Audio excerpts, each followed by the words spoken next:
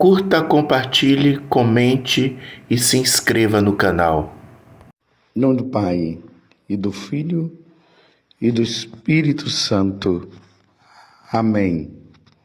Naquele tempo, Jesus saiu de novo para a beira do mar. Toda a multidão ia a seu encontro e Jesus os ensinava. Enquanto passava, Jesus viu Levi, o filho de Alfeu, sentado na coletoria de impostos, e disse-lhes: segue-me. Levi se levantou e o seguiu. E aconteceu que, estando à mesa na casa de Levi, muitos cobradores de impostos e pecadores também estavam à mesa com Jesus e seus discípulos. Com efeito, eram muitos os que o seguiam. Alguns doutores da lei, que eram fariseus, viram que Jesus estava comendo com os pecadores e cobradores de impostos. Então eles perguntaram aos discípulos: por que ele come com os cobradores de impostos e pecadores? Tendo ouvido, Jesus respondeu-lhe: não são as pessoas sadias que precisam de médico, mas as doentes. Eu não vim para chamar justos, mas sim pecadores. Palavra da salvação. Glória a vós, Senhor. Meus irmãos e minhas irmãs, estamos no Evangelho de São Marcos, capítulo 2, do versículo 13 até o 17. Lembrando que nós entramos no tempo comum e durante a semana nós temos meditado justamente o Evangelho de São Marcos. Nós vamos meditando o Evangelho segundo São Marcos para nós compreendermos quem é a pessoa de Jesus. Quem é Jesus? Quem é este homem que fazia tantos milagres e que expulsavam os demônios? Para nós, hoje é muito fácil já de cara nós dizermos que ele é Jesus, que ele é o Senhor, que ele veio do céu, que ele é Deus. Mas no tempo de Jesus, as pessoas estavam ainda no processo de conhecimento, porque nós precisamos conhecer Jesus. Na carta aos Filipenses, ali no capítulo 2, se eu não me engano, São Paulo vai dizer justamente o seguinte, que ele tem em conta de esterco todo o conhecimento que ele teve, todo o conhecimento humano e até mesmo o conhecimento espiritual ali relacionado à questão do judaísmo e tudo. Ele tem tudo em conta de esterco diante do conhecimento que ele precisa ter de nosso Senhor Jesus Cristo. Então ele está dizendo que ele precisaria agora conhecer Jesus, a segunda pessoa da Santíssima Trindade. É o mais importante na vida nossa. Conhecendo Jesus, nós conheceremos o nosso Deus, e conhecendo a Deus, nós teremos a salvação. Está compreendendo a necessidade de nós meditarmos a Sagrada Escritura, de meditarmos a lei de Deus, de cumprir os mandamentos da lei de Deus, os sacramentos, a importância de estudarmos o catecismo da igreja, a doutrina da igreja, para termos um conhecimento mais pleno de nosso Senhor e entrarmos no caminho da salvação. Bem, o Evangelho de hoje nós encontramos o quê? Um homem chamado Levi.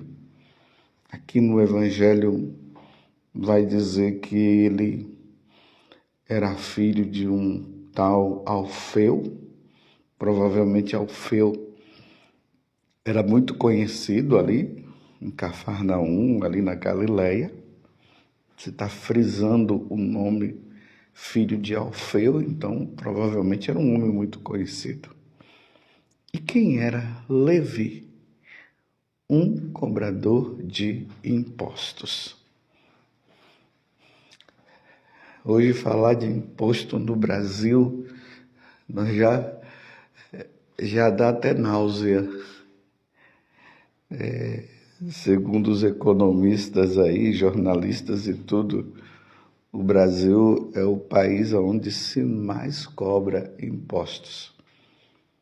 Se todos esses impostos que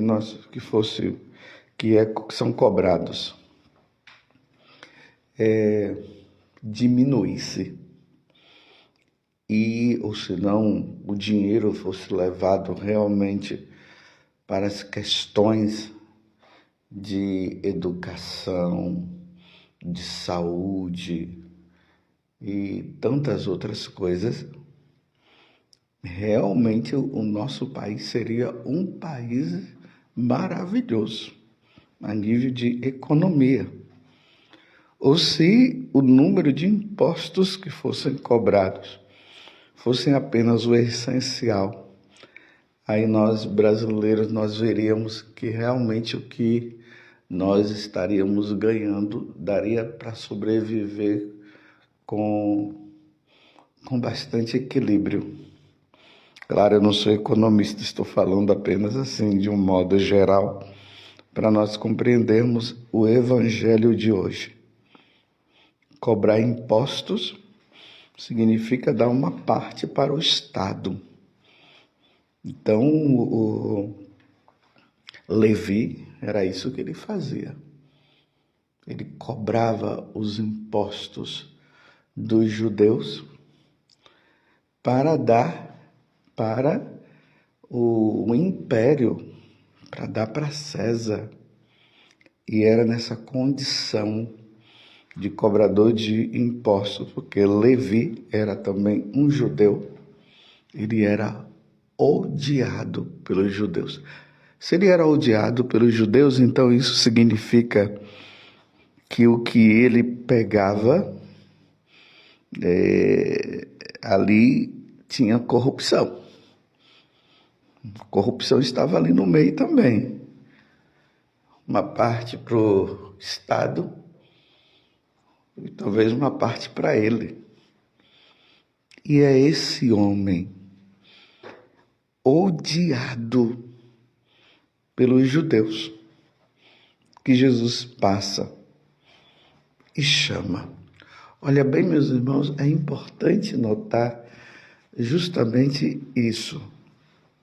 Jesus passa, olha para aquele homem e ele vê além do que o povo judeu via nele. Via um ladrão, o povo judeu. Via um corrupto. Via um homem que merecia a morte, merecia ser preso, sabe lá o quê. Mas Jesus olha para aquele homem e chama: segue-me. Olha só, meus irmãos, que coisa interessante. Segue-me. Jesus poderia olhá-lo com desprezo. Jesus poderia virar o rosto. Jesus poderia dar uma volta muito grande, só para não passar por junto dele. Jesus poderia desejar a ira sobre ele. Mas não, Jesus passa, tem compaixão e fala: segue-me. Jesus chama aquele homem não somente para ser discípulo dele, apóstolo. Jesus está chamando para que eles fique próximo dele. Ele precisava ficar com Jesus. Ele não podia ficar longe de Jesus mais. Ele precisava se salvar. Só Jesus poderia salvar aquele homem, tirando ele daquela situação lamentável. Cobrador de imposto, corrupto, ladrão, servidor do Império Romano, que não ajudava os irmãos, tirava aqueles impostos grandiosos. Uma vez eu estava assistindo um filme da vida de Jesus, não sei se foi o de Franco Zeffirelli, Jesus de Nazaré, que lá contava justamente, mostrava no filme, essa questão da cobrança de impostos. Os caras chegavam lá e não tinha perdão, não. Tinha que pagar. Aí as pessoas diziam, por favor, o que nós temos agora é só para comprar as coisas, é só para as necessidades nossas. Deixa para cobrar no próximo mês e tal. Os caras não tinham piedade. Vai ter que pagar, vai ter que pagar. É assim. Eles pensam somente neles. Eles querem enriquecer às custas do dinheiro do pobre, que já é curto, que já é pouco. Bem, é nesta condição que Jesus olha para Levi e o chama, porque ele precisava de salvação. Agora, Jesus fez o chamado, ele tinha que dar uma resposta. Levi poderia levantar e seguir Jesus, ou poderia simplesmente ignorar Jesus também, não está nem aí, e continuar naquela vida de riqueza, de furtos, de roubo e tudo mais, ficar naquela segurança material. É assim que muita gente se encontra hoje, nesta segurança material, achando que somos poderosos, com o dinheiro do roubo. Ele poderia muito bem continuar, mas ali diz que ele levantou-se, deixou a coletoria de impostos e foi ao encontro de Jesus e começou a viver com Jesus. E aí acontece a mudança do nome dele, de Levi para Mateus. O grande evangelista, porque ele escreveu depois o Evangelho de Nosso Senhor Jesus Cristo segundo Mateus, o evangelista, e também o apóstolo, aquele que deu a vida pela causa do Senhor. Salvou-se, deixou a vida velha, deixou a vida de pecado, deixou a vida de corrupção, de roubo, deixou a coletoria de impostos e ficou com Deus. Quis ficar com Deus e ficou com Deus até passar desta vida para outra e continua lá no céu agora, louvando, bendizendo, glorificando a Deus. Eu tenho muita compaixão, meus irmãos, das pessoas que roubam, das pessoas que têm colocado a confiança nas riquezas deste mundo, que Jesus muitas vezes fala que ou fica com ele ou fica com dinheiro.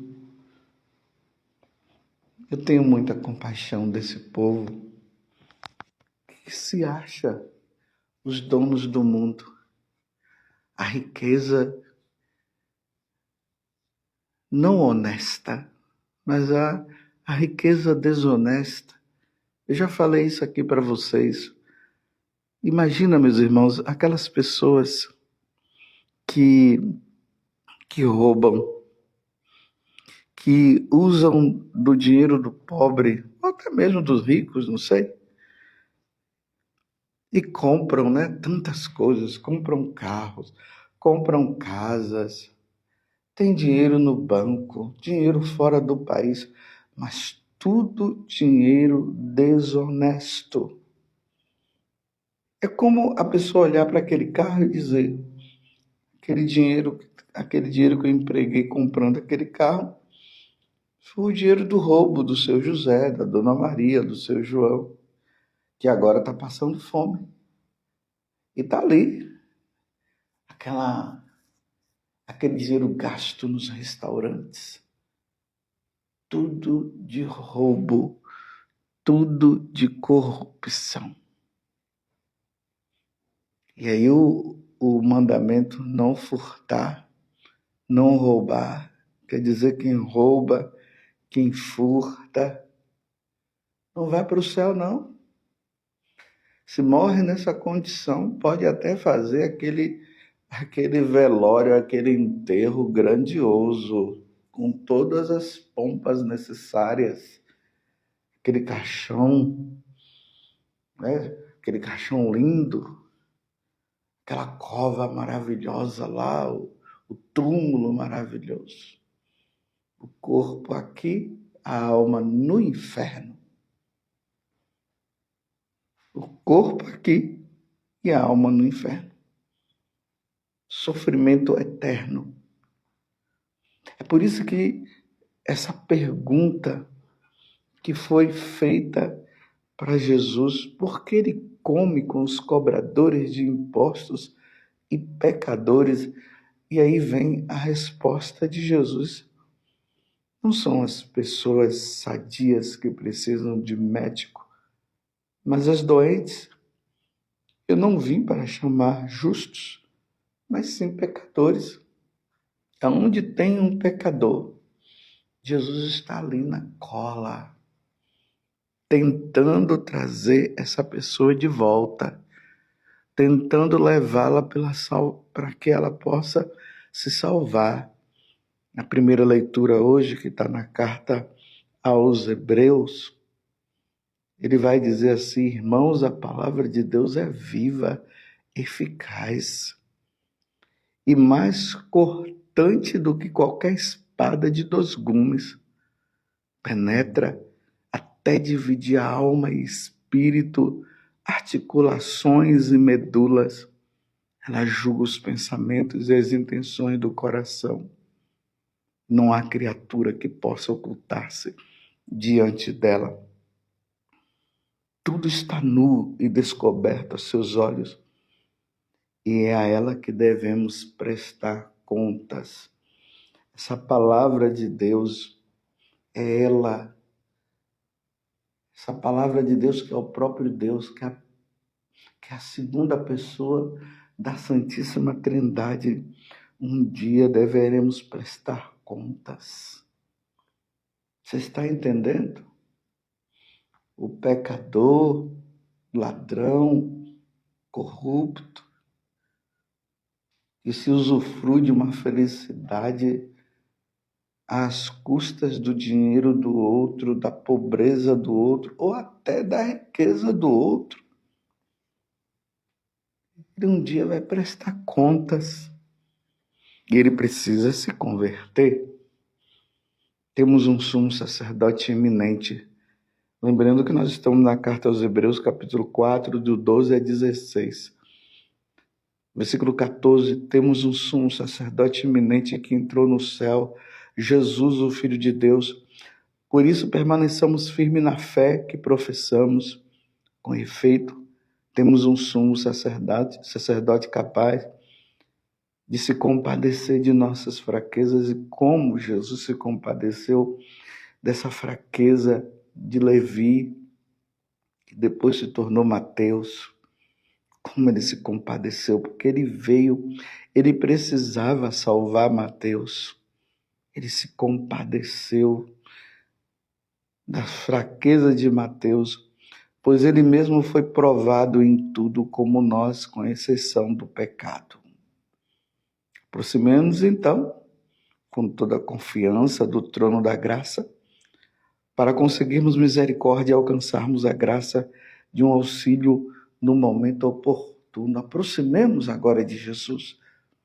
Vamos ao encontro de Jesus. Você que está vivendo essa vida corrupta. Às vezes eu me pergunto, meus irmãos, será que na minha vida cotidiana eu também não sou um que vive a corrupção? Você está entendendo? Às vezes nós olhamos para os governantes, mas será que no dia a dia, no trabalho, você também e eu não somos corruptos? Vamos avaliar. Vamos ver. Será que lá no passado nós também não roubamos? Vamos pensar nisso hoje. O que será que nós roubamos no passado? Dívidas que não foram pagas. Eu digo o seguinte: ter dívida não é pecado. O problema é ter o dinheiro e não pagar, e não querer pagar. Jesus veio para os pecadores. Jesus salvou Levi. Jesus chamou Levi. Levi deixou o pecado e foi ao encontro do Senhor. Hoje ele está no céu. Enquanto estivermos vivos, meus irmãos, há chance de ganharmos o céu. Eu pergunto mais uma vez, você francamente que está me ouvindo agora, as coisas que você tem na sua casa, dê uma olhada. É fruto de um trabalho honesto ou é de desonestidade? Esse telefone, esse telefone que você comprou, esse celular, o dinheiro dele foi honesto? O notebook veio de um trabalho honesto ou veio de uma corrupção ou veio de um pecado? Você está entendendo? Vamos tirar o pecado da nossa vida e vamos viver como Deus quer. Vamos tirar e eliminar da nossa vida o pecado mortal, do roubo, do furto. Vamos viver uma vida honesta. Vamos ser honestos. Os honestos entrarão no céu. Os corruptos, os desonestos, irão para o inferno. E Mateus, ele foi muito esperto. Depois, ele já fez uma festa, chamou ali os pecadores, os outros também cobradores de impostos, para ouvirem a boa nova de nosso Senhor Jesus Cristo, para ver quem poderia se converter. No Evangelho não mostra se naquela festa houve conversões. O que mostra essas perguntas maliciosas, porque ele come com os cobradores de impostos e pecadores, mas veio a resposta. Não são as pessoas sadias que precisam de médico, mas as doentes. Eu não vim para chamar os justos, mas sim os pecadores.